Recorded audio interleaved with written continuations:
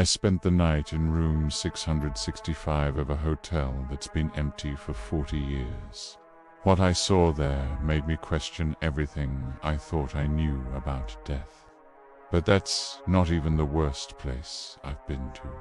Look, I've explored over 50 abandoned places across the country.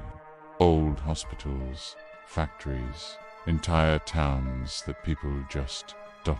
left. And I'm not gonna lie to you, most of the time, nothing happens. But then there are those nights, those places, where you feel something watching you from the dark, where the air gets so cold you can see your breath in the middle of summer, where you hear things that make your blood run ice cold. Today, I'm sharing 10 stories that still keep me up at night. Story 1. The Echoes of Whispering Walls. The old Ridgemont Asylum sits about 3 miles deep into the Blackwood Forest.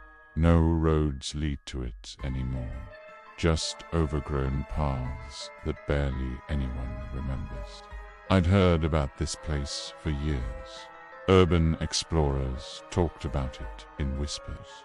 Most people who went there never went back.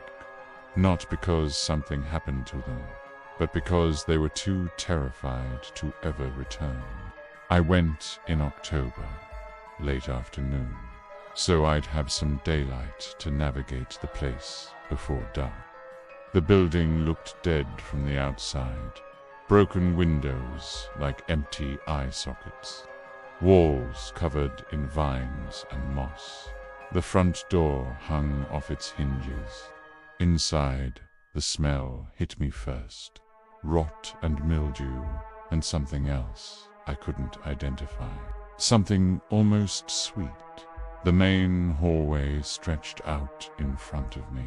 Doors on both sides leading to God knows where. My flashlight cut through the darkness, but it felt like the shadows were pushing back against the light. That's when I heard it. A whisper, so faint I almost thought I imagined it. I stopped walking, listened. There it was again. Not words exactly, but more like the memory of words. Like someone had spoken hours ago, and the sound was still bouncing off the walls. I should have left. Every instinct I had screamed at me to turn around. But curiosity is a dangerous thing. I followed the whispers deeper into the asylum. They led me through a doorway marked Ward C. The door creaked as I pushed it open, and the whispers suddenly got louder, clearer. Help me. 2 words, clear as day. A woman's voice. My heart hammered in my chest. I swept my flashlight across the room. Old hospital beds lined the walls, their frames rusted and sagging. Restraints still hung from some of them. Medical equipment lay scattered on the floor. And in the corner, I saw something that made my blood freeze. A rocking chair, moving back and forth. But there was nobody in it. I backed toward the door, but the whispers surrounded me now. Different voices, some crying, some laughing, some just repeating the same words over and over. Let me out, let me out, let me out. My flashlight flickered, died. I slammed my hand against it, and it came back on. But the rocking chair had stopped moving, and sitting on the seat was a leather-bound journal. I don't know why I picked it up. I should have run. But I grabbed it and flipped it open. The handwriting was shaky, desperate. It was a patient's diary from 1952. A woman named Eleanor Marsh. She'd been committed by her husband for what he called hysteria. The entries detailed her treatment: ice baths, electroshock therapy, isolation. The last entry was dated 3 days before her death. They keep me in the dark room now. I can hear the others screaming through the walls. Dr. Brennan says I'll never leave this place. He's right, but neither will he. None of them will. We'll make sure of it. The temperature dropped so fast I could see my breath. The whispers turned into screams. My flashlight went out again and didn't come back on. In the darkness, I felt something cold brush against my face, like fingers, reaching for me. I ran, crashed through the hallway, bouncing off walls, tripping over debris. Behind me, I heard footsteps, dozens of them, prominent after me. The screaming followed me all the way out of that building. When I finally burst through the front door into daylight, the sounds stopped. Complete silence. I looked back at the asylum. For just a second, I saw faces in the windows, pale, hollow-eyed, watching me leave. I still have Eleanor's diary. Sometimes, late at night, I swear I can hear whispers coming from it, asking for help, asking to be remembered. I'm telling you this story now because maybe that's what they wanted all along. For someone to know what happened in that place. For someone to remember their names. Story 2. The Haunted Hotel's Last Guest. The Grandview Hotel was the place to be in the 1920s. 5 stories of luxury right in the heart of downtown. Movie stars stayed there. Politicians, millionaires. Then, in 1963, something happened on the 6th floor. I say 6th floor, but officially, the hotel only had 5 floors. The 6th floor doesn't exist on any blueprints, doesn't show up in any records, but it's there. And room 665 sits right in the middle of it. Getting into the hotel wasn't hard. The building's been abandoned since 1985. The city keeps talking about tearing it down, but something always stops them. Budget issues, structural concerns. One demolition crew refused to touch it after their equipment kept malfunctioning. They said the place didn't want to come down. ID heard the stories about room 665. A businessman checked in one night in 1963 and was found dead the next morning. Heart attack, they said. But 3 other guests died in that room over the next 6 months. All heart attacks. All found with expressions of absolute terror frozen on their faces. The hotel closed that floor after that, but people still reported hearing things. Footsteps above the 5th floor, voices screaming. I entered through a side window after sunset, wanted darkness for this one. My camera was rolling. Night vision on the lobby looked frozen in time. The front desk still had room keys hanging on the wall. A rotting couch sat in the waiting area. Newspapers from 1985 lay scattered on the floor. The elevator was stuck open on the ground floor. I took the stairs. Each floor was the same. Long hallways, dozens of doors, silence. When I reached the 5th floor, I found something strange. The staircase kept going up. There was another floor above this one. But when I'd looked at the building from outside, it only had 5 stories. The 6th floor landing was different, cleaner somehow, less decay. The wallpaper looked almost new, and the temperature was at least 20 degrees colder than the floor below. I could see my breath in the beam of my flashlight. Room 665 was at the end of the hall. The door was slightly open. I pushed it wider and stepped inside. The room was completely furnished. A bed with sheets that looked freshly made. A dresser with a mirror. A nightstand with a lamp. A rotary phone sat on the desk by the window. This didn't make sense. Everything else in the hotel was falling apart, but this room looked like housekeeping had just finished with it. I decided to stay the night. Set up my sleeping bag on the floor because there was no way I was getting in that bed. I positioned my cameras to cover every angle of the room. Then I waited. Nothing happened for the first 2 hours. I was starting to think this whole thing was overrated. Then, at 11:47 p.m., the lamp on the nightstand turned on by itself. Just clicked on. Warm light filled the room. My heart rate spiked. I grabbed my flashlight and stood up. The phone started ringing. That old-fashioned ring that sounds like an alarm bell. I stared at it. 6 rings. 7, 8. On the 10th ring, I picked it up. Static, heavy breathing. Then a voice. Male. Panicked.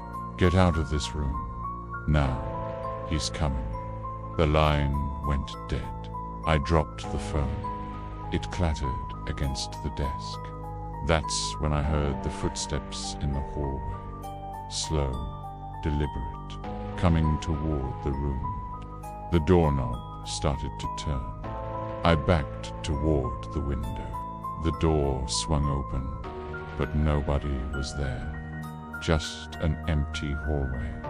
Then the temperature dropped even more. My breath came out in clouds. Frost started forming on the mirror. In the reflection, I saw him, standing right behind me. A man in a 1960s business suit. His face was gray, eyes completely black, mouth open in a silent scream. I spun around, nothing there. But when I looked back at the mirror, he was closer. The lights started flickering. On, off, on. Each time they came back on, he was closer in the reflection. I could see details now. The terror in his expression. The way his hands reached toward me.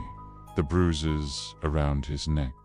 My cameras were going crazy, beeping, flashing error messages. One of them fell off its tripod and shattered on the floor. The lamp burst. Glass exploded across the room. The bed started shaking, violently, like someone was convulsing on it. I grabbed my gear and ran. The door slammed shut in front of me. I yanked on the handle. Locked. Behind me, I heard breathing, right at my ear. Cold breath on my neck. A whisper. You can never leave room 665. The door flew open. I didn't question it. Just ran down the stairs, through the lobby, out into the street. I didn't stop running until I was 6 blocks away. When I reviewed my camera footage later, most of it was corrupted, static and distortion.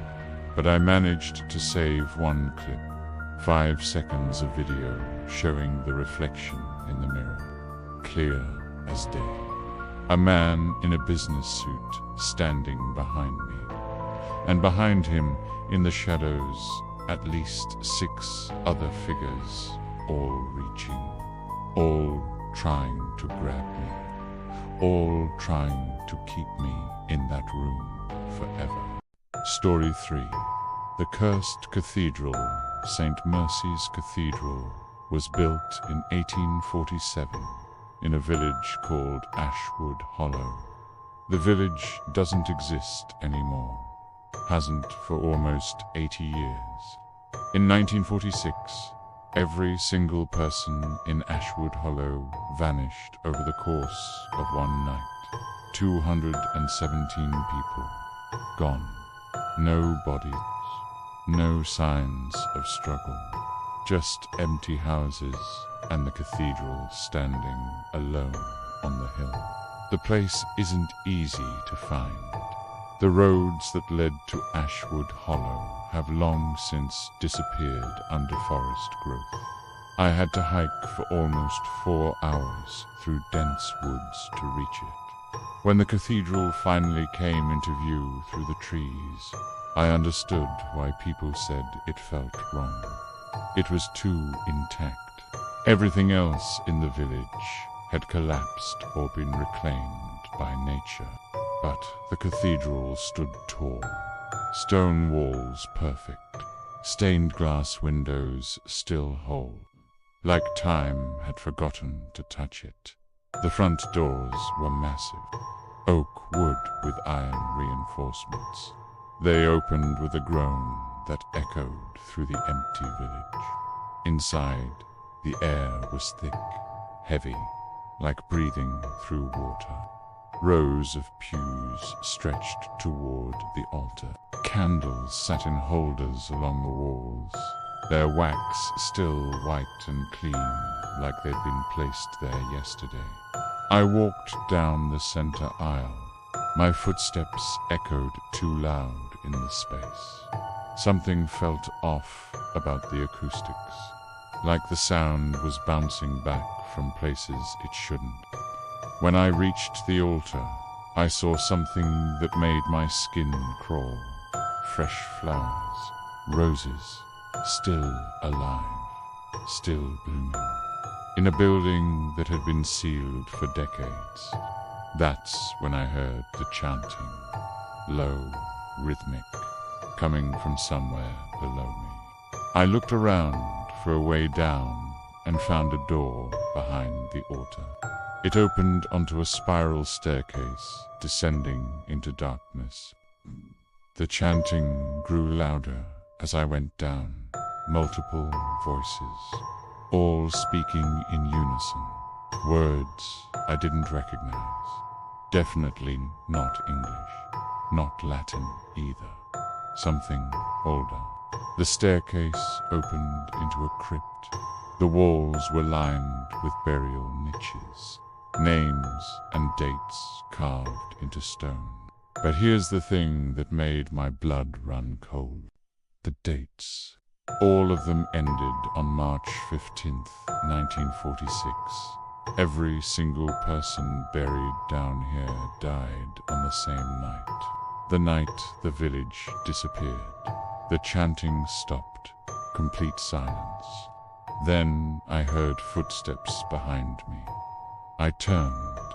Nothing, but I could feel eyes on me, watching from the shadows between the burial niches.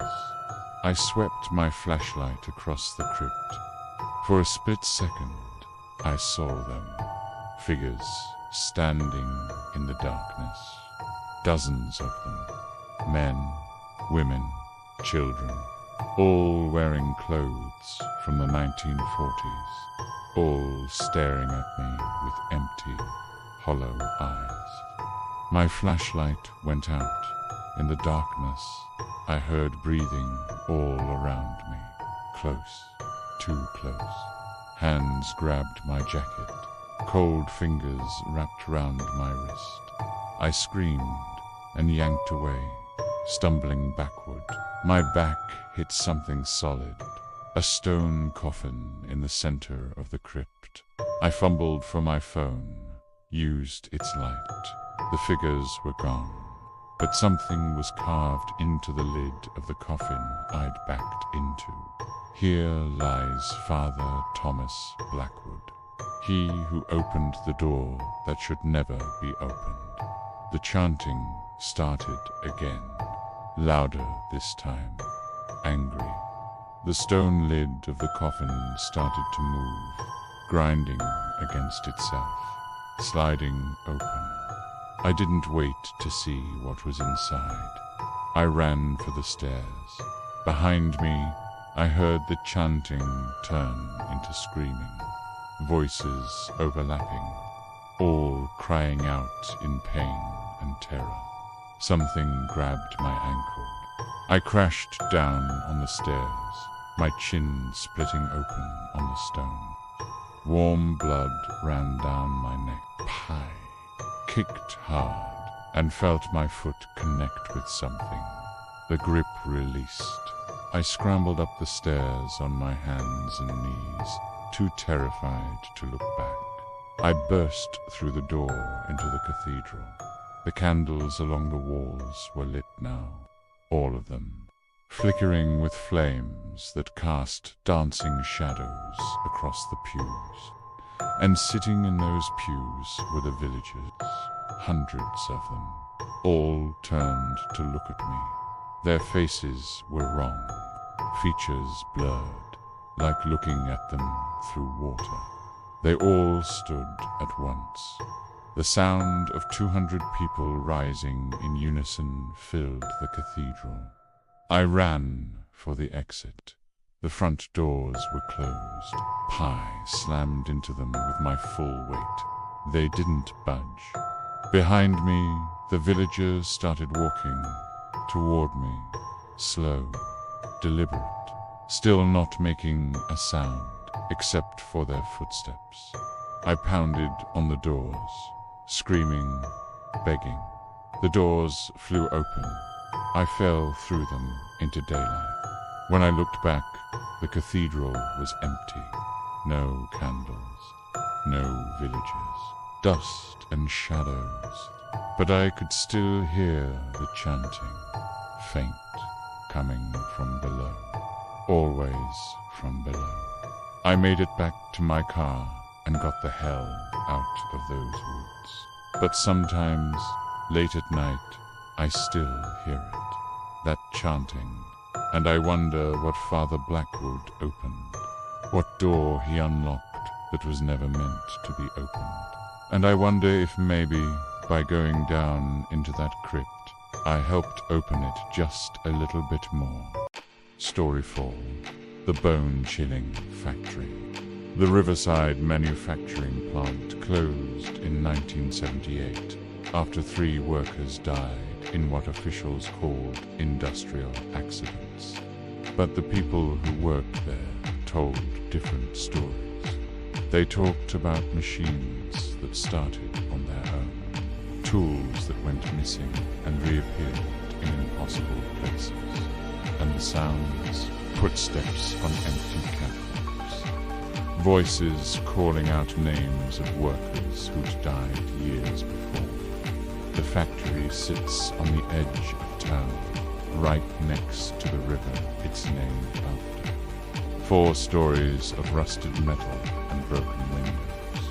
I'd been planning this exploration for months, got floor plans from the Historical Society, studied every report I could find about the place, but nothing really prepares you for stepping into a building where people die. I went in through a loading dock on the west side. The main floor was massive. Assembly lines stretched for hundreds of feet. Conveyor belts frozen mid-motion. Machines that once stamped and cut and assembled now stood silent. Rust covered everything. But underneath the rust, you could still see oil stains. Dark patches on the concrete floor where something had spilled and never been cleaned up. The air tasted like metal. I could feel the weight of the building pressing down.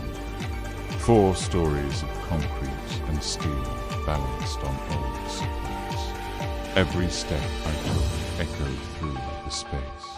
I made my way toward the center of the floor where the largest machines were located. By the stamping press, the industrial furnace, the conveyor system that ran between them. That's when I felt it. A cold breeze, not a draft from outside. This was different. It moved with purpose, circled around me once, twice, then disappeared, toward the back of the factory. I followed it. Don't ask me why. I just felt pulled in that direction. The breeze led me to a staircase, metal steps going up to the second floor. The safety railing was rusted through in places. I tested each step before putting my weight on it. The second floor was small. Offices and storage rooms. Windows that looked down onto the main floor. I walked along the catwalk that ran the length of the building, my footsteps clanging on the metal grating. Then I heard something that made me stop dead. The sound of machinery starting up, not loud, not close, but unmistakable. The rhythmic clank of a conveyor belt, the hum of an electric motor, coming from the main floor below me. I looked down through the grating. One of the assembly lines was moving. Just one section, about 20 feet of conveyor belt rolling forward, empty, nothing on it, just moving on its own. My hands started shaking. I backed away from the railing. That's when every machine on the main floor roared to life at once. The noise was deafening. Conveyor belts moving, stamping presses slamming down. The furnace igniting with a blast of heat I could feel even from the second floor. But there was no power. The building hadn't had electricity in over 40 years. I ran for the stairs. As I passed one of the office windows, I saw something that made me stop. Reflections in the glass. Workers, dozens of them, moving between the machines, wearing the coveralls and hard hats from decades ago. They moved like they were working, like this was just another shift. But they were translucent. I could see through them to the machines behind. One of them looked up at me, made eye contact. His face was wrong, burned. Half of it melted away.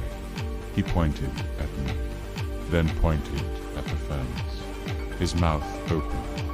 I couldn't hear what he said over the noise of the machines, but I could read his lips. Get out, before it takes you to. Something grabbed my shoulder.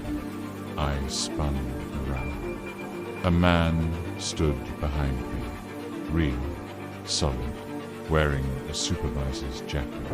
His name tag read Wilson, but his eyes were empty. Black pits that seemed to swallow light. He opened his mouth and screamed. The sound didn't match his throat. It was mechanical, like metal grinding on metal. I shoved past him and ran for the stairs. More figures appeared, blocking my path. Workers with missing limbs. A woman with her head twisted at an impossible angle. A young guy whose chest had been crushed. All of them reaching for me. All of them screaming that mechanical scream. I jumped over the railing, dropped 10 feet to the main floor. My ankle rolled when I landed. Pain shot up my leg, but I didn't stop. I limped toward the loading dock exit as fast as I could move. The machines were going wild now.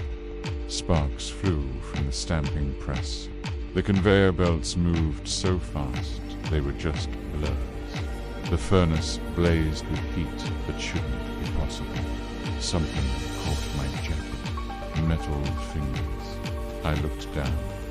A worker had grabbed me from where he'd materialized next to the conveyor belt. His grip was ice cold. He pulled me toward the belt, toward the stamping press that was slamming down every 2 seconds hands with enough force to crush a car. I yanked hard. My jacket tore. I stumbled free and kept running. The loading dock was right there, 20 feet, 10 feet behind me. The factory was screaming, not just the machines, the building itself. A sound like metal being torn apart. I dove through the loading dock, opening into daylight. The moment I crossed the threshold, everything stopped. The machines went silent. The screaming cut off. Just the sound of wind and the river flowing past. I sat there on the concrete, my ankle throbbing, my heart hammering. I looked back into the factory. It was dark inside, quiet, like nothing had happened. But hanging on the chain-link fence next to the loading dock was my torn jacket, and burned into the fabric like someone had used a branding iron were 2 words. Come back. I never did. I never will. But sometimes I drive past that factory, and I swear I can see lights in the windows, the glow of the furnace, shadows moving between the machines, workers who died decades ago, still putting in their shifts, still trapped in the building that killed them. Story 5. The abandoned house in the woods. The Mercer house has been empty since 1982. That's when the family disappeared. Mum, Dad, 3 kids. Police found the table set for dinner. Food still on the plates. TV still on. Car in the driveway. But no family. No signs of struggle, no blood, just an empty house full of belongings and no explanation. The house sits 3 miles down an old logging road. Forest has grown up around it. Branches scrape against the windows. Vines crawl up the walls. But the structure itself is solid, well built, like it's waiting for the family to come back. People in town don't talk about the Mercers. When you bring them up, conversations die. Eyes drop. People find reasons to leave. Whatever happened in that house, it scared this whole town into silence. I went alone. Probably stupid, but I wanted to experience it without distractions. The front door was unlocked. I pushed it open and stepped into the past. Everything was dated to the early 1980s. Furniture styles, wallpaper patterns, a calendar on the kitchen wall still turned to October 1982. The last month the Mercers were seen. The smell hit me. Not rot, not exactly.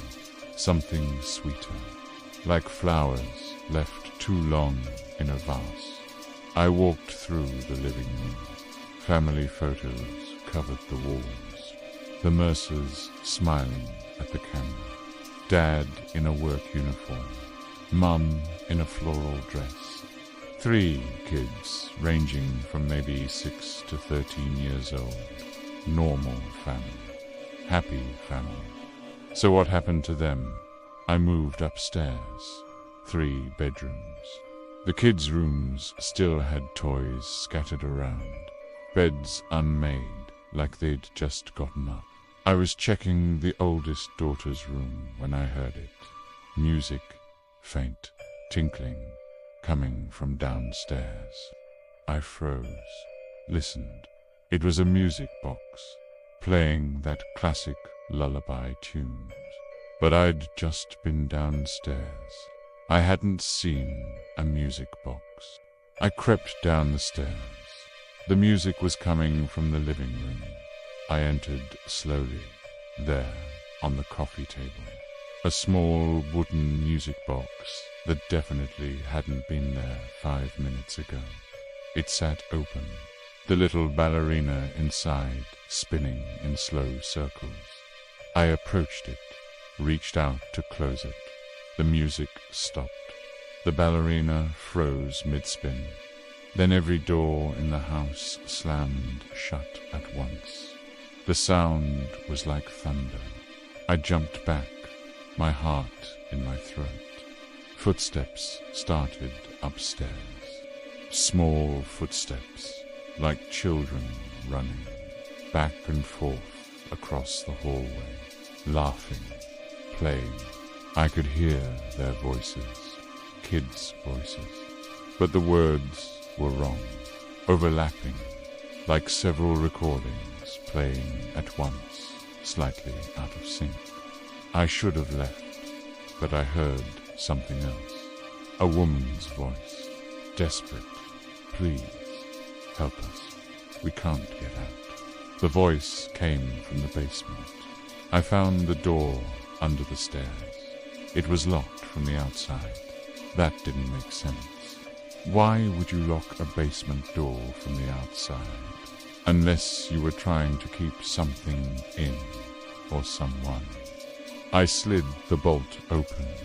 The door swung inward, revealing darkness and steep wooden stairs leading down. The woman's voice called out again. Down here, please. He won't let us leave. Every instinct screamed at me to run. But what if they were real? What if the Mercers were somehow trapped down there? I descended the stairs. My flashlight barely cut through the darkness. The basement was unfinished. Dirt floor, stone walls, support beams overhead, and at the far end, barely visible in my light, I saw them. 5 figures standing against the wall, motionless. I moved closer. My flashlight revealed details. A family, 2 adults, 3 children. But they were wrong. Their skin was gray, eyes empty, mouths open in silent screams. They looked like people, but also like bad copies of people, like something had tried to recreate the Mercers from memory and gotten it almost right, but not quite. The woman figure's head turned toward me, too fast, mechanically, her jaw unhinged. That voice came out again, but now I could see it didn't match her mouth movements. He won't let us leave. Now he won't let you leave either. All 5 figures rushed at me at once, not running, gliding. Their feet didn't touch the floor. I turned and ran for the stairs. Something grabbed my ankle. I crashed down. My chin hit the dirt floor. Hands pulled at me, ice cold, strong, dragging me back toward the wall, toward the figures that weren't the Mercers, but wanted to be. I kicked hard, connected with something solid. The grip loosened. I scrambled up the stairs on my hands and knees. Behind me, I heard that voice. All 5 of them speaking in unison now. You can't leave. No one leaves. He won't allow it. I burst through the basement door and slammed it shut behind me. Through the bolt, something hit the door from the other side. Again, again. The wood shook with each impact. I ran for the front door, grabbed the handle. It wouldn't turn, locked from the inside. Impossible. Windows. I ran to the living room window. It wouldn't open, painted shut. I picked up a chair and swung it at the glass. The chair bounced off like I'd hit concrete. The glass didn't even crack. I tried every window on the first floor. Same result, all of them sealed somehow. The music box started playing again, on its own, the ballerina spinning faster now. So fast, she was just a blur. The temperature dropped. I could see my breath. Frost spread across the windows from the inside. The family photos on the wall started to change. The smiling faces twisted, became screaming, became hollow-eyed and desperate. The basement door exploded open. The bolt hadn't held. The 5 figures glided into the hallway. But now there were more, shadows behind them. Dozens of them. All the people who'd come to this house and never left. All trapped like the Mercers. All looking for someone else to take their place. I backed toward the stairs. They followed, slowly, like they had all the time in the world. Because they did. Time didn't work right in this house. I could feel it now. The weight of years pressing down, days repeating, moments stretching into eternity. Then I remembered something. The calendar in the kitchen, still set to October 1982. The date circled in red marker, October 31st, Halloween. I looked at my watch. October 31st, today. The same date the Mercers disappeared. The figures stopped advancing. They turned toward the kitchen, all of them, their heads swiveling in unison, and I heard it from outside. The sound of a car pulling up, a door opening, footsteps on the porch, the front door unlocking, light flooded in real sunlight. Not the grey half-light that had filled the house since I'd arrived. The figures screamed, that mechanical, wrong sound. They retreated toward the basement, fled from the light. The shadows dissolved. The frost melted off the windows. The music box stopped playing and crumbled to dust. I ran out the front door, past a confused-looking young couple who'd apparently just arrived to explore the famous haunted house. I didn't stop to explain, just got in my car and drove. When I looked in my rearview mirror, the couple was walking into the house, the door closing behind them. I should have warned them, should have stopped them, but I was too scared, too relieved to be out. I just drove and didn't look back, but I know what happened to them. Same thing that almost happened to me. The house doesn't let people leave. It collects them, keeps them, traps them in October 31st, 1982 forever. And every year on Halloween, it opens its doors, welcomes new visitors, adds them to its collection. The Mercers have been trying to escape for over 40 years, but the house won't let them go. It never lets anyone go. Story 6. The Sinister Schoolyard, Jefferson. Elementary closed in 1995 after 3 children went missing during recess over the span of 2 months. They were there 1 minute and gone the next. Teachers, staff, other students, everyone said the same thing. The kids just vanished, mid-game, mid-sentence, like they'd been erased from reality. The school closed immediately. The building was sealed.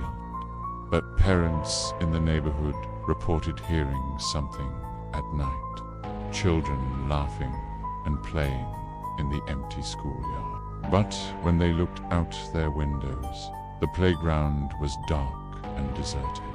Getting into the school was harder than most places I'd explored. The district had really locked it down. Chains on all the doors, boards over the windows. But I found a way through a broken vent on the side of the building, crawled through into what used to be the cafeteria. Lunch tables still stood in rows, trays scattered on the floor. A menu board on the wall still advertising Pizza Friday.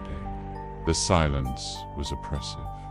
Schools should have echoes, but this place seemed to absorb sound. My footsteps barely registered.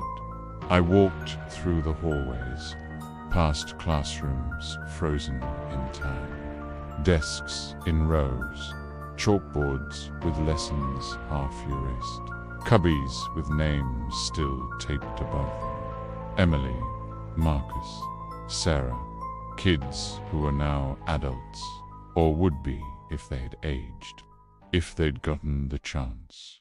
I found the principal's office. The door hung open. I stepped inside. Filing cabinets lined the walls. I opened one, found the records from 1995, blipped through until I found the incident reports. 3 missing children. Katie Morrison, age 7, disappeared March 15th. Jamal Washington, age 8, disappeared April 3rd. Lucy Chen, age 6, disappeared May 11th. Each report described the same thing. Child was playing. Teacher looked away for a moment. Child was gone. No screams, no signs of struggle, just gone. But there was something else in the file. A note written by the school counselor dated May 12th, one day after the 3rd disappearance. The handwriting was shaky, desperate. The children are still here. I can hear them. They're under the playground. He has them under the playground. God help us. We built the school on top of the note ended there, like the person had been interrupted mid-sentence. I needed to check the playground. I left the office and found my way to the back exit. The door was stuck. I had to shoulder it hard 3 times before it finally gave. I stumbled out into what used to be the play area. Swings hung motionless on their chains. A slide that had once been bright red was now faded to pink.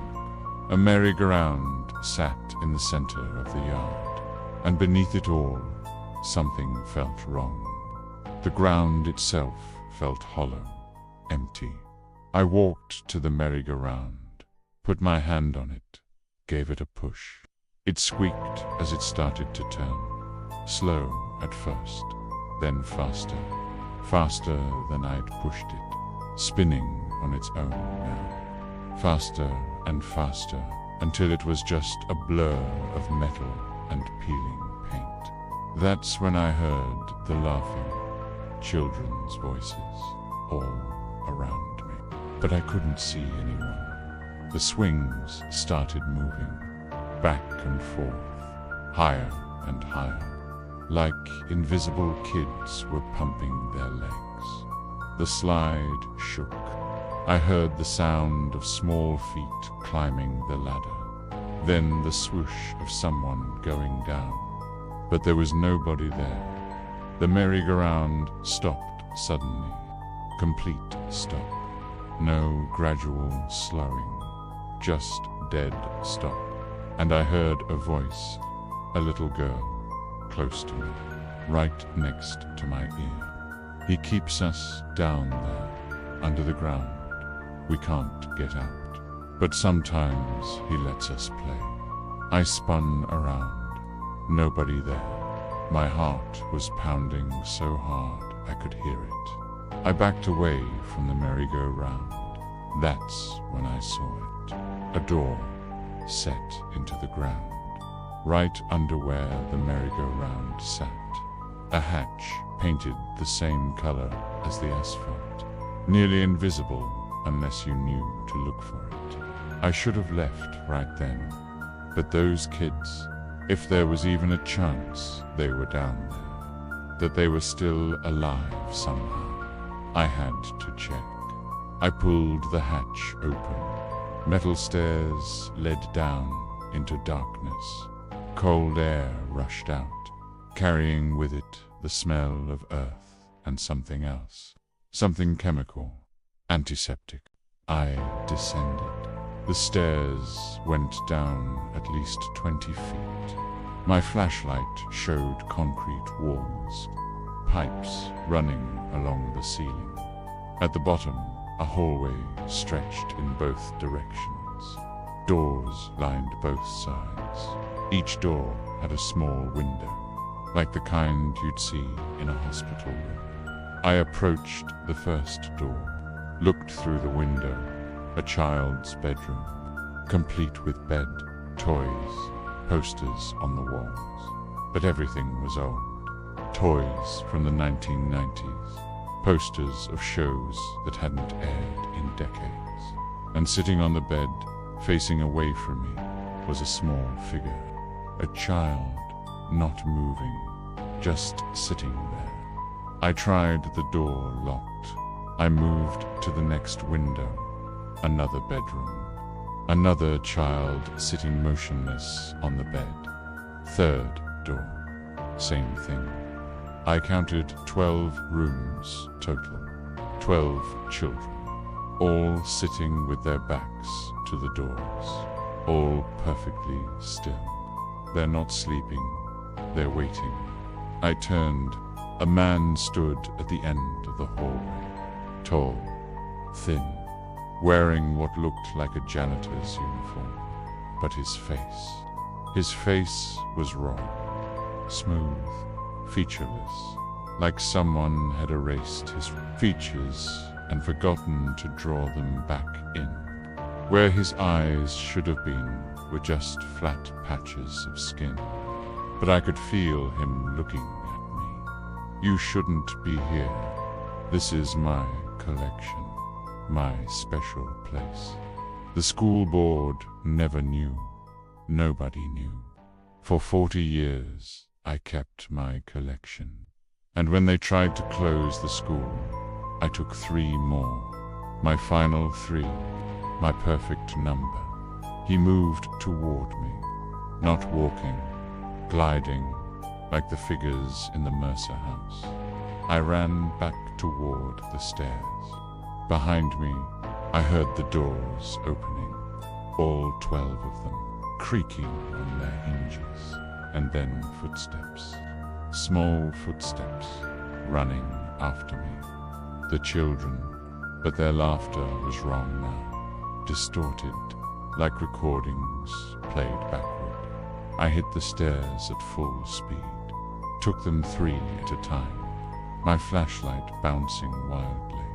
Behind me, the children were getting closer.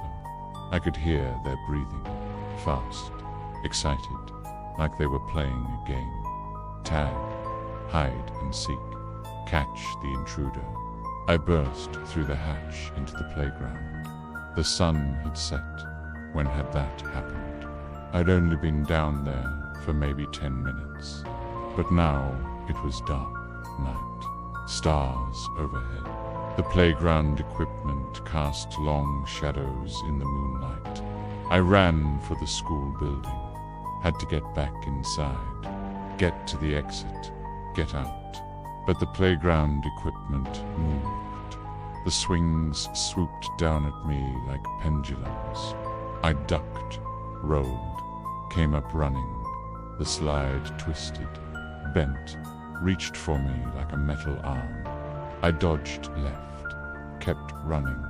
The merry-go-round tore free from its base, rolled after me like a wheel, spinning, crashing through the other equipment. I could hear it behind me, getting closer, the screech of metal on asphalt. I dove through the school's back door just as the merry-go-round slammed into the wall behind me. The impact shook the entire building. I didn't stop, ran through the hallways, past the classrooms, past the cafeteria. I could hear them inside now, the children in the building, searching for me, their feet slapping on the linoleum, their laughter echoing off the lockers, voices calling out, "Come play with us, stay with us, be part of the collection." I found the vent I'd come through, squeezed through it, felt hands grabbing at my legs. Small hands, strong. I kicked hard. Something released. I pulled myself through and ran for my car. Didn't look back, just ran. I made it to my car, fumbled with the keys, dropped them, picked them up, got the door open, started the engine. As I pulled away, I looked in the rearview mirror. Children stood in the school windows, dozens of them, all watching me leave. And behind them, that figure, the man with no face, still and silent, watching.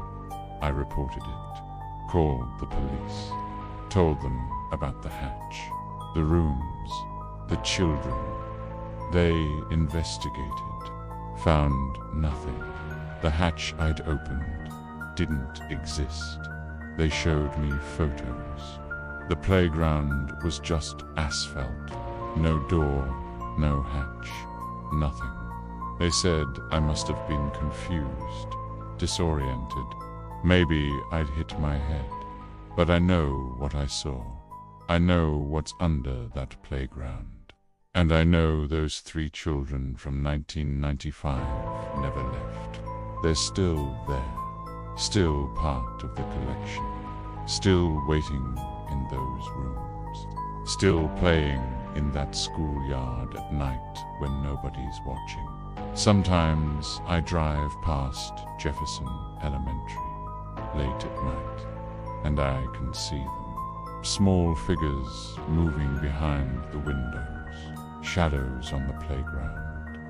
And I wonder how many others there are. How many children that man collected over 40 years.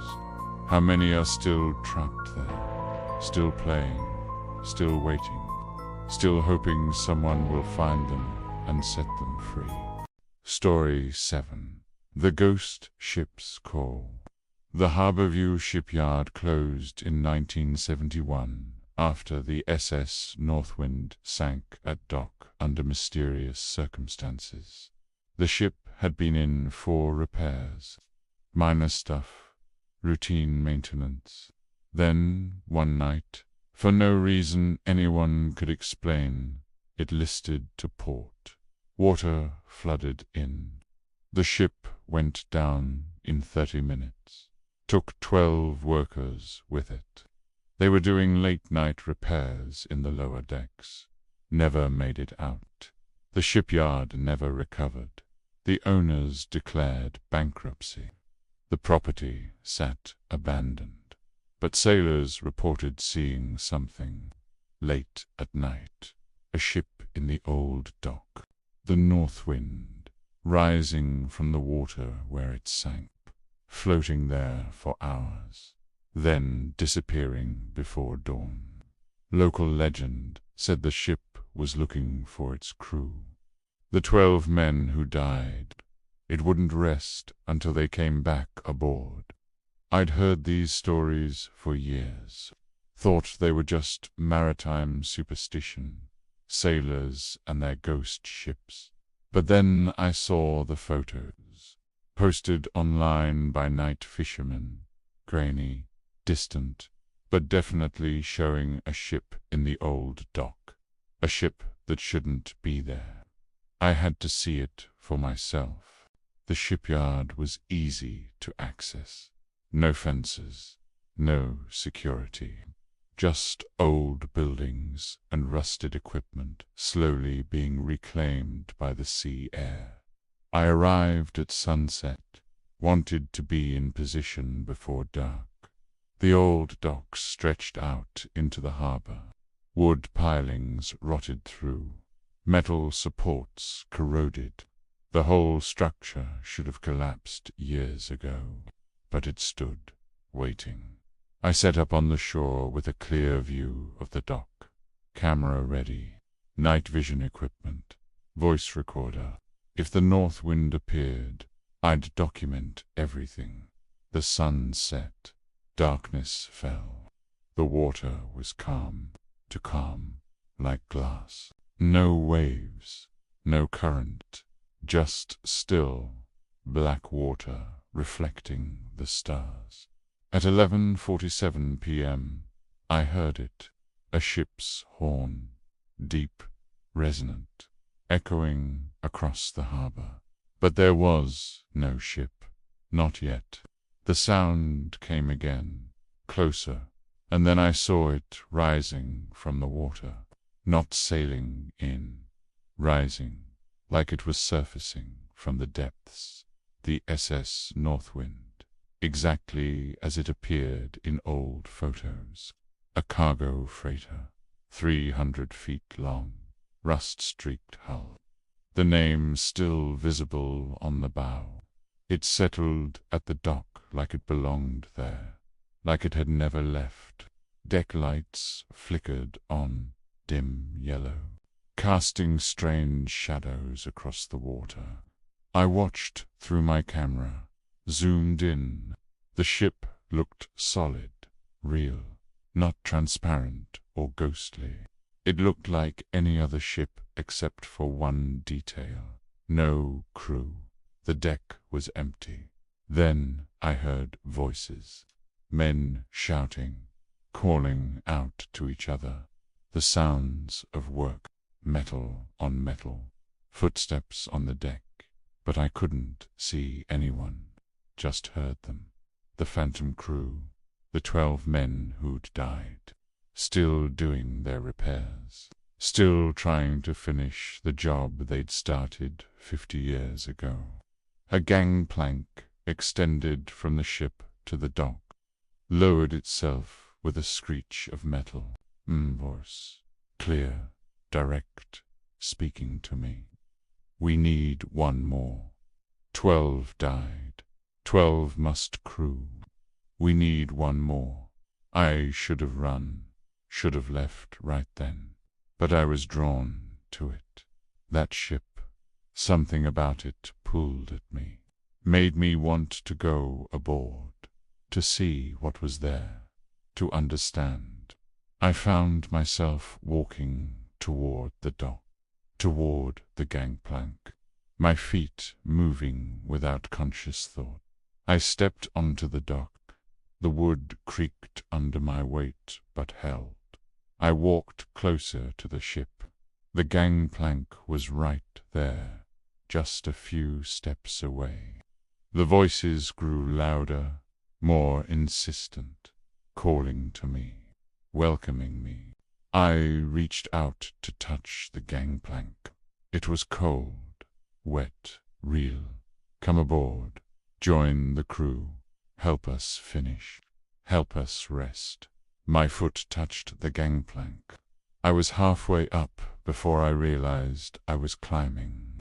The ship loomed above me, dark, massive, the deck lights barely penetrating the shadows. I reached the top of the gangplank, stepped onto the deck, and the world changed. Everything became sharper, clearer. The ship was alive. The deck lights burned bright. I could feel the engines thrumming below my feet, and I could see them now. The crew, 12 men in work clothes, covered in grease and rust. They turned to look at me. Their faces were pale, waterlogged, eyes vacant, but they smiled, welcomed me. You came, finally. Someone came. Now we can have our 13th. Now we can sail. One of them approached, offered his hand. I reached out to shake it. His grip was ice cold, solid, real. He pulled me deeper onto the deck, toward a hatch leading below. The other crew members followed, surrounding me, guiding me down, into the ship, into the darkness. The lower decks were flooded, water up to my knees, cold, salt water. It soaked through my clothes. The crew led me deeper, through narrow passageways, past rusted pipes, exposed wiring. The ship was falling apart around us, but the crew moved through it like they knew every inch, like they'd walked these passages thousands of times. We reached the engine room. The water was chest-high here. The engines stood silent, dead, but the crew looked at them with something like longing, like they wanted nothing more than to hear them roar to life again. Help us start the engines. Help us sail again. Just one more voyage. Then we can rest. Then it can end. I looked at the engines. Old, corroded. They'd never run again. Couldn't run. This ship was a wreck. A ghost. It had no business floating, let alone sailing. I turned to tell them this, but the words died in my throat. The crew had changed. Their faces had rotted, flesh hanging loose, bones showing through, eyes completely gone, just empty sockets. But they still smiled, still reached for me with skeletal hands, still wanted me to help them, still needed their 13th crew member. You can't leave now. You're part of the crew. You came aboard. You joined us. You're one of us now. I backed away, stumbled, fell into the water.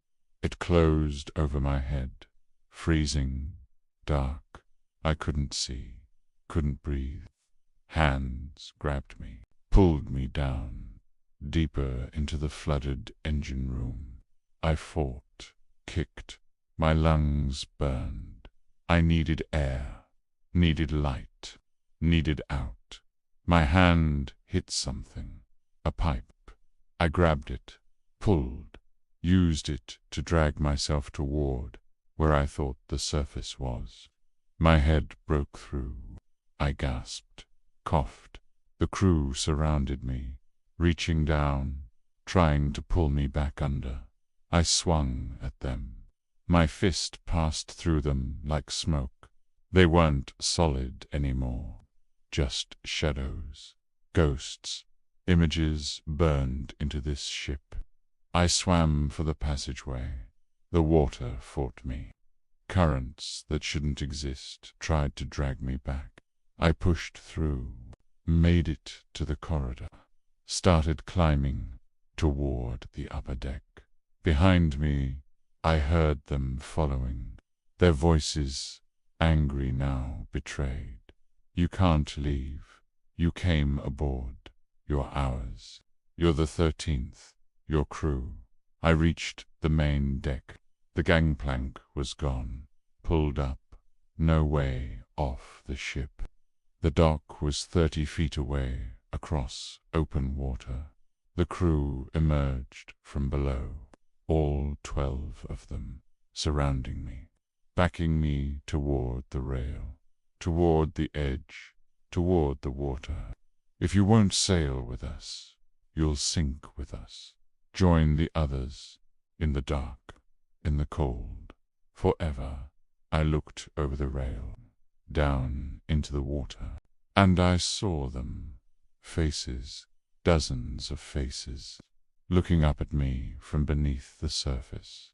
Other people who'd come aboard, other people who'd tried to leave, trapped in the water round the ship, forever drowning, forever sinking, never quite dying, never quite dead. I had one choice. I climbed onto the rail. The crew rushed at me. I jumped, hit the water hard. The cold was like being stabbed. I went under, kicked hard for the surface. Hands grabbed at me from below. The faces I'd seen, trying to pull me down, make me one of them. I kicked harder, broke the surface, swam for shore. The dock was between me and the beach. I'd have to swim around it. Behind me, The ship's horn blew, angry, loud enough to hurt. I didn't look back, just swam. My clothes weighed me down. My shoes, I kicked them off, kept swimming. The hands kept grabbing. I kept fighting them off, inch by inch, stroke by stroke. I made progress toward shore. My feet touched bottom. I stumbled, fell, got up, kept moving, waded through the shallows, crawled onto the beach, collapsed on the sand, coughing, shaking, freezing. I looked back at the dock. The ship was sinking, listing to port just like the night it went down. Water poured through holes in the hull. The crew stood on deck, watching me, not moving, just watching as their ship went down around them. In less than 5 minutes, it was gone, vanished beneath the surface, leaving only ripples behind. I reported everything to the harbor master. He listened, nodded, didn't seem surprised. He told me I was the 11th person to report boarding the Northwind since it sank. The other 10 were never seen again. I was the first to make it back to shore, the first to escape, but I didn't really escape, not fully. Sometimes, late at night, I hear it, the ship's horn, calling to me, and I feel that pull, that need to go back to the harbor, to walk out onto that dock, to wait for the north wind to rise again, to finish what I started, to become the 13th crew member. I fight it every night, but it's getting harder. The pull is getting stronger. One day, I know I'll go back. I'll walk onto that dock. I'll board that ship, and I'll sail with them into darkness. Forever crew, forever trapped, forever seeking that 13th sailor to complete the roster. Story 8. The Desolation of Deadman's Mine. The Silver Point mine closed in 1952 after a collapse killed 17 miners. They were working the deepest shaft, 2,000 feet down. The supports gave way. 30 tons of rock came down. The company didn't even try to recover the bodies, just sealed the shaft and walked away, left those 17 men buried in the dark. The mine sat abandoned for decades, but people reported hearing things, pickaxes striking stone, voices singing old mining songs, coming from deep underground, from shafts that were supposed to be sealed. I'd been researching Silver Point for months, found old maps, blueprints, documents the mining company thought they'd destroyed. The main entrance was sealed with concrete and rebar, but there was a ventilation shaft half a mile east, overgrown, forgotten, but still accessible. That's how I got in. The vent shaft was tight. I had to crawl. The walls pressed in on both sides. My backpack scraped against stone. I crawled for what felt like hours. Finally, the shaft opened into a larger tunnel. I could stand. My flashlight revealed old mining equipment. Rail tracks rusted solid. Support beams that looked like they could collapse at any moment. The air was thick, stale, barely breathable. I followed the main tunnel deeper. The temperature dropped the further I went. My breath misted in my flashlight beam. Water dripped somewhere in the darkness. The sound echoed off the stone walls, made it impossible to tell where it was coming from. I checked my map. I was heading toward the collapsed shaft, where the 17 miners died. That's when I heard it. Metal on stone. The sound of a pickaxe striking rock. I froze. Listened. There it was again. Rhythmic. Steady. Someone was mining down here in an abandoned shaft. 2,000 feet underground. I should have turned back, but I had to know, had to see. I followed the sound through a series of smaller tunnels. The rail tracks branched. I took the left path. The pickaxe sounds grew louder. I was getting closer. Then I saw light ahead. Not electric light. Something yellower, warmer, like lamplight. I crept forward, peeked around a corner. A man stood with his back to me, swinging a pickaxe at the wall. He wore old mining clothes, canvas pants, suspenders, a helmet with a carbide lamp. Each swing of the pickaxe sent sparks flying. He worked with a rhythm, like he'd been doing this for years, like he'd never stopped. I called out, "Hey, are you okay?" He stopped mid-swing, stood there, motionless. Then slowly, he turned around. His face was wrong, caved in on one side, like something heavy had struck him. His eyes were milky white, dead eyes, but they locked onto me. His mouth opened, still working. Can't stop. Have to finish the shift. Have to reach the scene. So close, so close. His voice was dry, raspy, like he hadn't used it in decades. He turned back to the wall, started swinging again. I backed away. This wasn't right. This man was dead. Had to be. Nobody could survive down here for 70 years. Nobody could survive that injury. I heard more sounds, more pickaxes, coming from other tunnels, other directions. I moved deeper into the mine, found more miners, all working, all wearing that same old equipment, all with injuries that should have killed them. Crushed ribs, broken skulls, missing limbs, but all still working, still mining, still trying to finish their shift. One of them looked up as I passed. New crew. About time.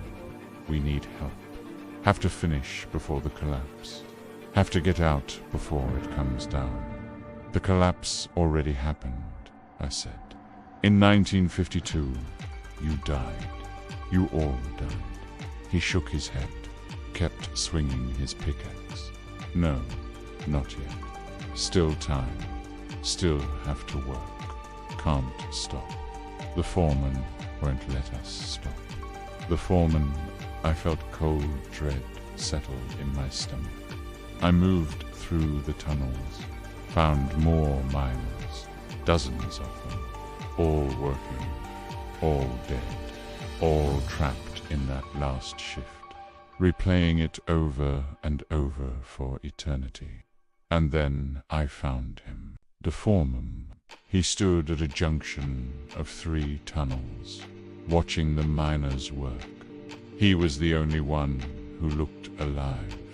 No injuries, no death wounds. He turned to look at me, smiled. "You're not supposed to be here. This is a closed operation. Trespassers aren't welcome. These men are dead," I said. "You need to let them go. Let them rest."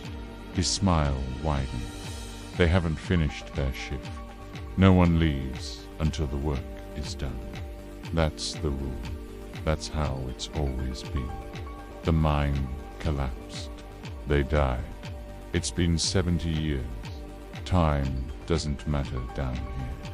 The work matters. The mine matters. They'll dig until they reach the sea.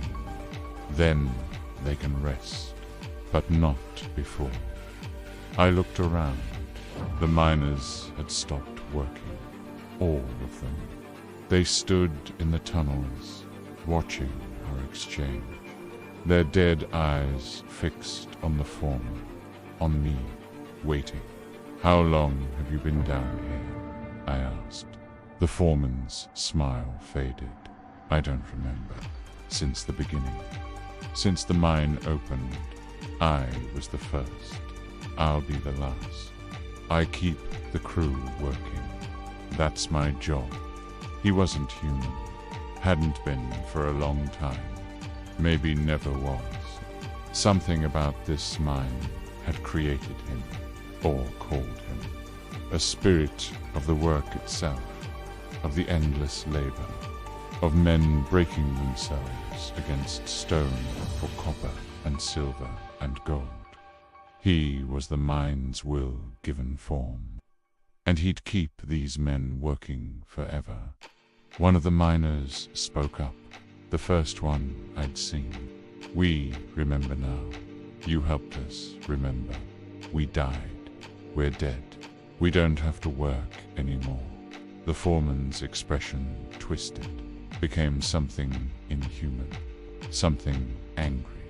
"You will work. You belong to the mine. You died in the mine. You're mine." The miners dropped their tools, all of them. The sound echoed through the tunnels, dozens of pickaxes and shovels clattering to stones. They turned toward the foreman, started walking toward him, slow, deliberate, their dead faces emotionless. The foreman screamed. The sound wasn't human. It was stone grinding, metal shrieking, the mine itself expressing rage. The walls shook, dust rained from the ceiling. The support beams creaked, groaned. The mine was coming down, the collapse finally happening again, finishing what it started. "Run." I don't know which miner yelled it, but I didn't hesitate. I ran back the way I'd come. Behind me, I heard the mine collapsing, stone falling, beams snapping, the foreman screaming, the miners singing, an old song, something about going home, about rest, about peace. The tunnels shook. I stumbled, got up, kept running. A section of ceiling collapsed behind me, blocked my path back. I had to find another route. I pulled out my map, but it didn't matter. The mine was changing. Tunnels I'd walked through were gone. New passages opened. The mine was dying, or being reborn, or maybe finally resting. I found a shaft leading up. Emergency exit, maybe, or just luck. I climbed, hand over hand, my muscles screaming, rock falling around me. I could hear the mine collapsing below, getting closer, chasing me toward the surface. My hands hit wood, a hatch. I pushed. It didn't move. I pushed harder, threw my shoulder against it. It gave. I burst through into daylight, into fresh air, into the world above. I was half a mile from where I'd entered. The emergency exit ID climbed was marked on my map, but I'd never seen it on the surface. Too overgrown, too hidden. I sat there, gasping, shaking. Behind me, I felt the ground shift, settle, the mine collapsing completely. All the tunnels, all the shafts, all of it coming down. And underneath the rumbling, I heard it, singing, faint, distant, the miners, finally going home, finally at rest, finally free from the foreman and the mine and the work that never ended. I hope they found peace. I hope they found light after all those years in darkness. But sometimes I wonder, was I really there? Did I really see them? Or did I almost die in a collapsing mine, and my oxygen-deprived brain created a story to cope? I don't know. I'll never know. But I kept something. A piece of evidence. A miner's journal I found in one of the tunnels. I don't remember picking it up, but it was in my backpack when I got out. The last entry is dated May 15th, 1952, the day of the collapse. It reads, "Foreman won't let us stop for lunch. Says we're close to the scene. Says we have to keep working, but the supports sound wrong. The mine is groaning. I think something bad is going to happen. If I don't make it out, tell Mary I love her. Tell her I tried to leave, but the foreman wouldn't let me. He never lets anyone leave. The mine is gone now, completely collapsed. But I drive past sometimes, and I swear I can hear it. Faint, underground. The sound of pickaxes, the sound of men singing, still working, still trying to finish that shift, still hoping that someday they'll find the seam, and finally rest." Story 9. The forbidden amusement park, Wonderland Park, closed in 1988 after a ride malfunction killed 6 people. The Screaming Eagle. A roller coaster.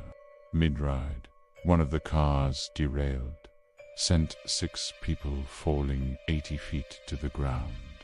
The park closed immediately. Lawsuits bankrupted the owners. The equipment was left to rust. But every year, on the anniversary of the accident, people reported seeing the park lit up, rides running, music playing, and screaming. Always screaming. The park sat on 40 acres on the edge of town. Fences surrounded it, warning signs posted every 50 feet. Keep out, no trespassing, danger. But the fences had holes, and I found one slipped through on July 15th, the anniversary. If the stories were true, I'd see something tonight. I entered at dusk. The park looked apocalyptic. Rides frozen mid-motion. The Ferris wheel tilted at an angle. The carousel horses faded and chipped. Game booths with moldy prizes still on the shelves. Cotton candy machines full of spider webs. The whole place smelled like rust and rot and old grease. I walked down what used to be the main avenue, past the fun house with its cracked mirrors, past the bumper cars with their deflated bumpers, past concession stands that hadn't served food in decades. Everything was quiet, too quiet. No birds, no insects, no wind, just dead silence.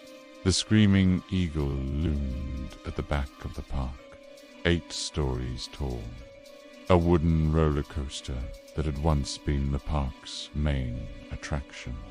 The track looked skeletal against the darkening sky, and right at the top I could see where the car had derailed. A gap in the track, a missing section. The place where 6 people had fallen to their deaths. The sun set, darkness fell. I stood in the middle of the main avenue, waiting, my camera ready. Nothing happened for the first hour. Then, at exactly 8:47 p.m., the time of the accident, I heard it. Music, carnival music, tinny and distorted, playing from speakers that hadn't had power in 30 years. Lights flickered on, strung between the rides. colored bulbs, red, blue, green, yellow. They cast strange shadows across the pavement, and the rides started moving.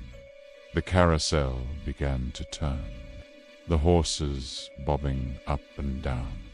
The Ferris wheel rotated slowly. The bumper cars sparked and jerked in their arena, and I heard voices, laughter, children playing, families enjoying the park.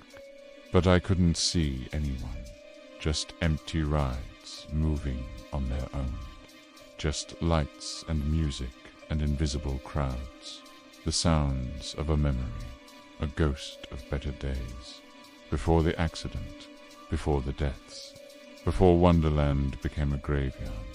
I walked toward the carousel, got close. The horses spun past me, and for just a second I saw them. Riders, translucent, shimmering, children gripping the poles, parents standing beside them, all smiling, all happy, all unaware that this was their past, that they were memories given brief form, that they would fade again when the night ended. I reached out to touch one of the horses as it passed. My hand went through it, like it wasn't really there, or like I wasn't really there. The horse continued its endless circle. The music played on wall, and I moved deeper into the park, toward the screaming eagle. The coaster was running, cars climbing the first hill, the chain lift clanking, the cars reaching the top, then the drop, the cars plummeting down, racing through loops and turns, and I could hear screaming, happy screaming, the thrill-seeker kind. Not fear, not yet. I watched car after car complete the circuit, over and over, an endless loop. And then I noticed something. One car was different. It looked more solid, more real, and the screams coming from it weren't happy. They were terrified. It was the car that had derailed, the one that had fallen, and the 6 people inside it were reliving their last moments, over and over, forever. The car climbed to the top, reached the gap in the track, the missing section, and instead of falling, it just ... reset, found itself back at the start of the ride, climbing again. The screams never stopped. Those 6 people trapped in the worst moment of their lives, dying forever, never quite finishing, never quite finding peace. I had to help them, had to do something. I ran to the operator's booth. The door hung open. Inside, controls covered in dust and rust, buttons that shouldn't work, levers frozen with age. But when I touched them, they felt warm, active, like electricity still flowed through them, like the park was alive tonight. I found the emergency stop, pulled it. The rides shuddered, slowed, stopped. The music cut off mid-note. The lights flickered, and in the sudden silence I heard crying, coming from the top of the screaming eagle. The car sat at the gap, the 6 passengers visible now, solid, real, looking down at me with eyes full of terror and confusion and hope. "Please," a woman called down, "please help us. We've been here so long. We just want to go home." I looked at the controls.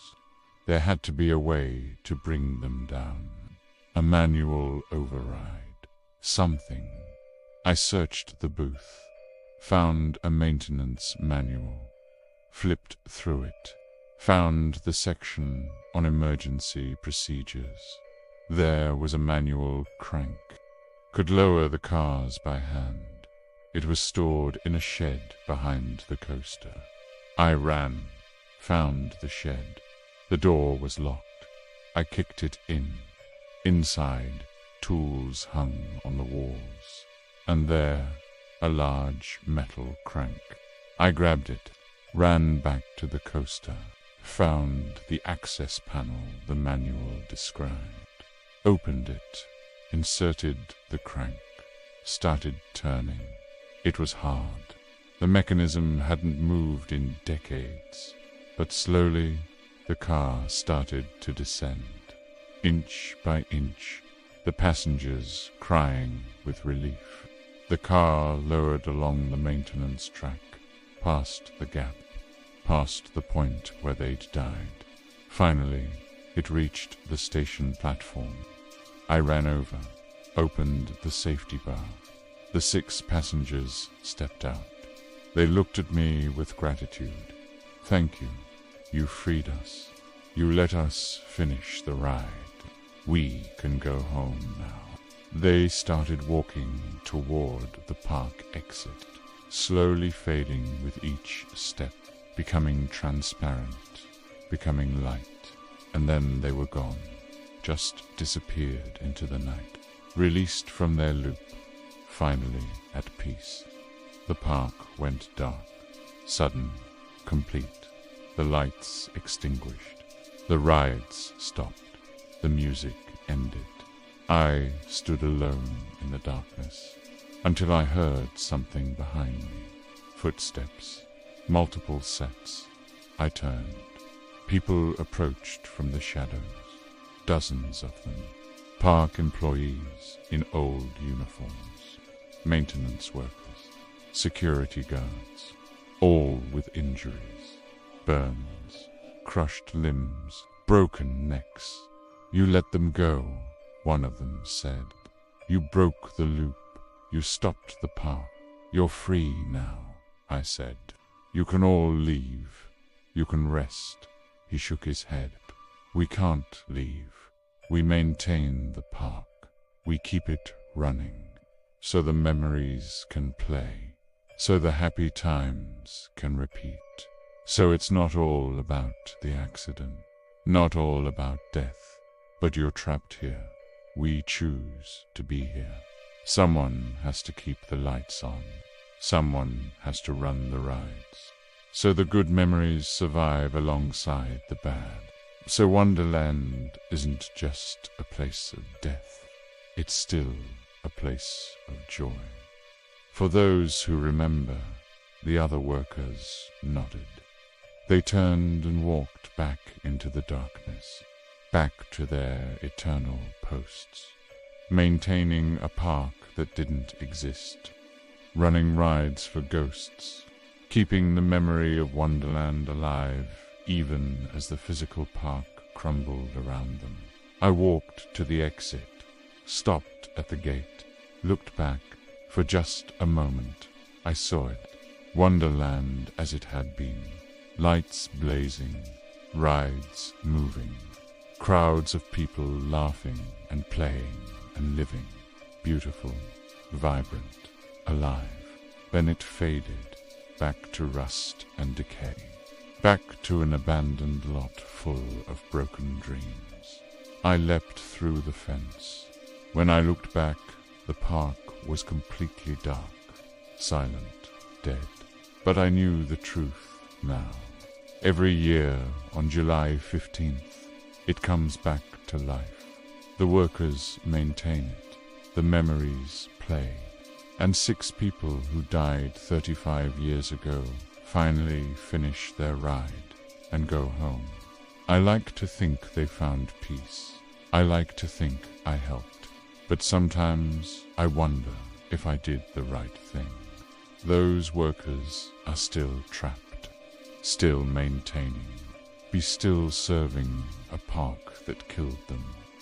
Maybe I should have freed them too. Maybe I should have burned it all down, ended the loop for everyone. But I didn't. And now every July 15th, I think about them. the workers in the darkness, keeping Wonderland alive. And I wonder if they're grateful for their purpose, or if they're screaming inside, trapped forever in the park that became their grave. Story 10. The Phantom Prison. Blackstone Penitentiary operated from 1893 to 1978.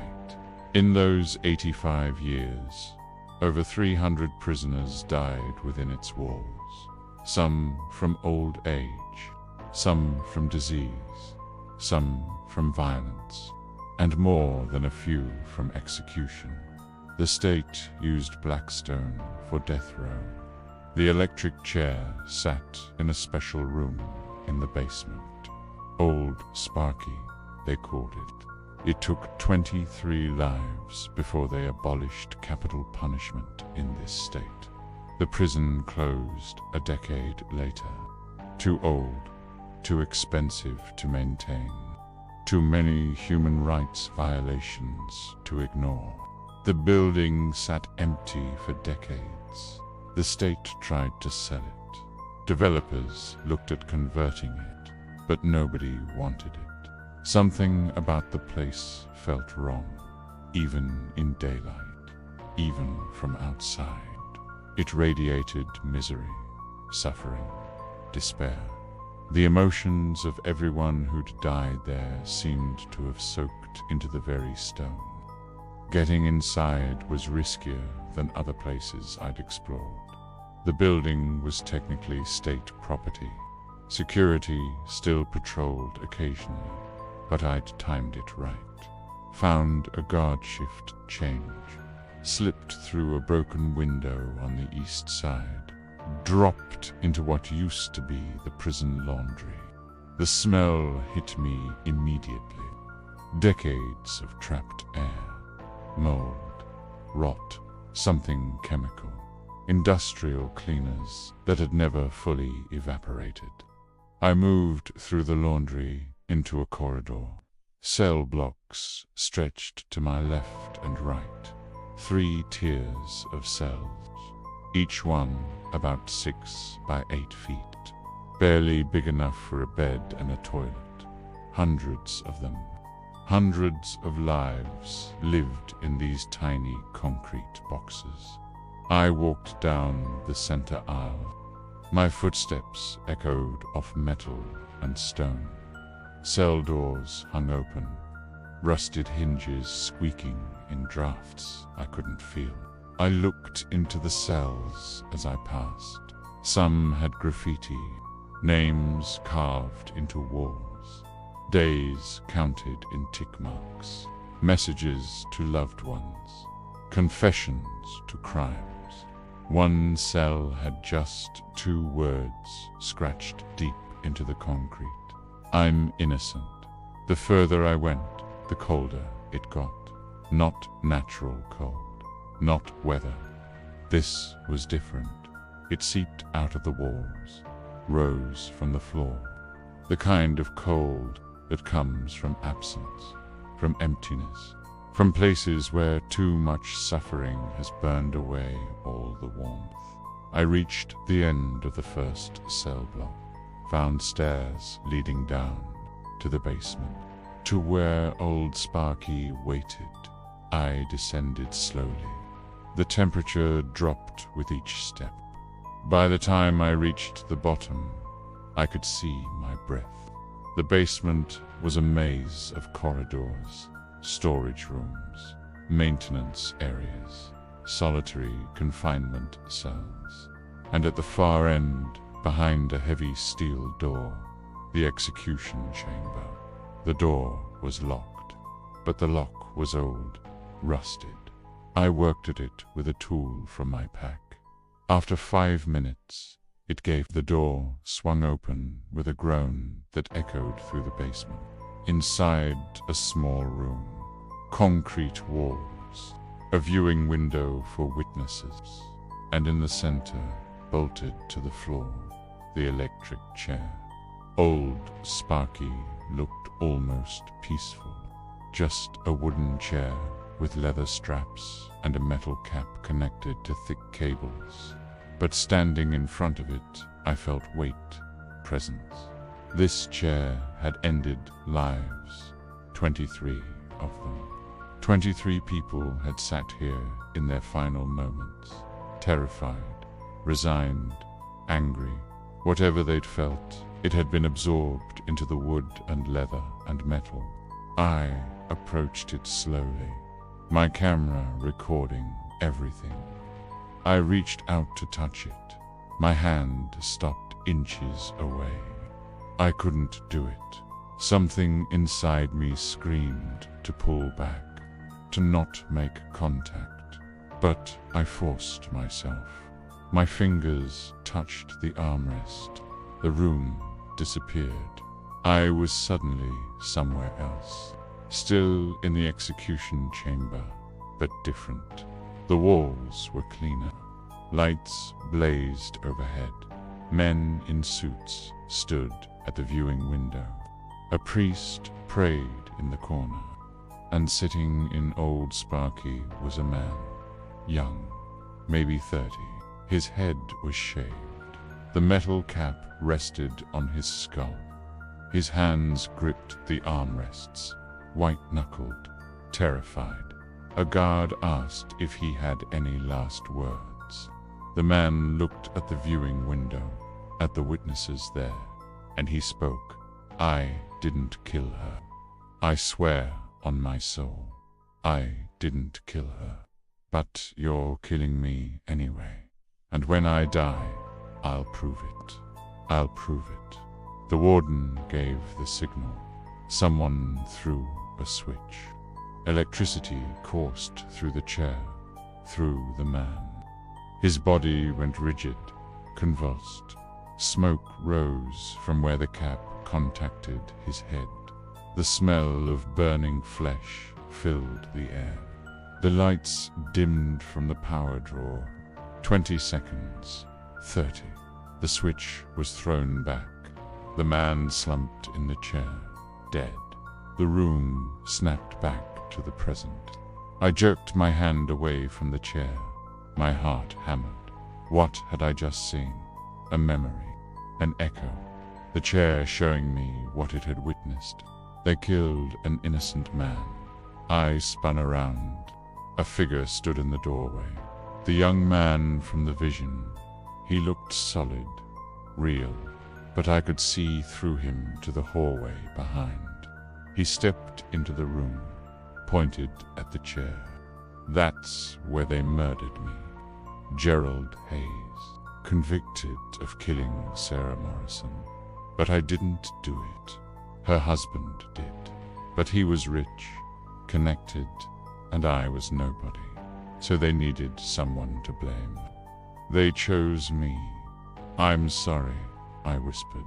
Sorry doesn't change anything. I've been here for 43 years. Trapped, can't leave, won't leave. Not until someone knows the truth. Not until someone tells my story. Other figures appeared behind him. More men, some women, all with the same translucent quality. All dead, all executed. Not all of them innocent like Gerald, but all of them trapped. All of them bound to this place, to their final moments, to the chair that had ended their lives. One of them spoke. A woman. We can't rest. Not here. Too much pain. Too much death. The prison won't let us go. It feeds on us, on our suffering. As long as the building stands, we're prisoners. More figures appeared. Hundreds of them, filling the hallway outside. All the prisoners who'd died in Blackstone. Not just the executed ones. All of them. Murder victims. Suicide victims.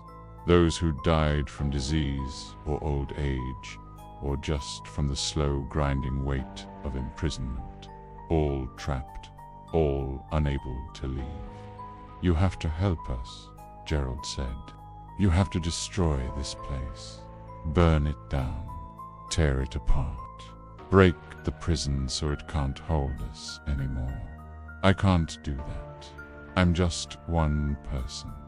And this building is solid. Stone and concrete.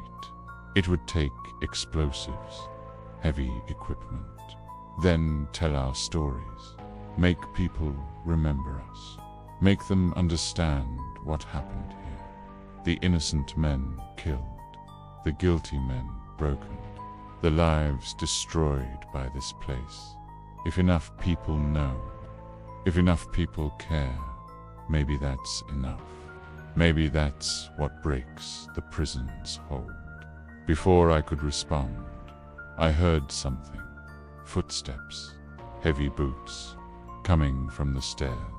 The security. They'd found my entry point, discovered someone was inside. I had to leave. Now, I'll tell them. I promised. I'll tell everyone. Gerald nodded. Then go and know that we'll be waiting, hoping, praying that you keep your word. I ran out of the execution chamber, down the hallway, away from the approaching footsteps. I found another staircase, took it up 2 levels, found a window, forced it open, squeezed through onto a fire escape, climbed down, dropped the last 8 feet to the ground, ran for the fence, got over it just as I heard shouting behind me. Security yelling at me to stop. I didn't stop. I made it to my car, got in, drove away.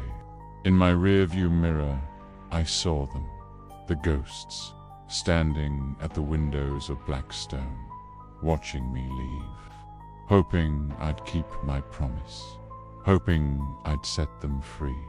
I did tell their stories, published articles, made videos, researched the cases. I proved Gerald Hayes was innocent. New evidence came to light. DNA that didn't exist at the time of his trial. It matched Sarah Morrison's husband, the real killer. The case was officially reopened. Gerald's name was cleared. Too late for him, but maybe not too late for his spirit.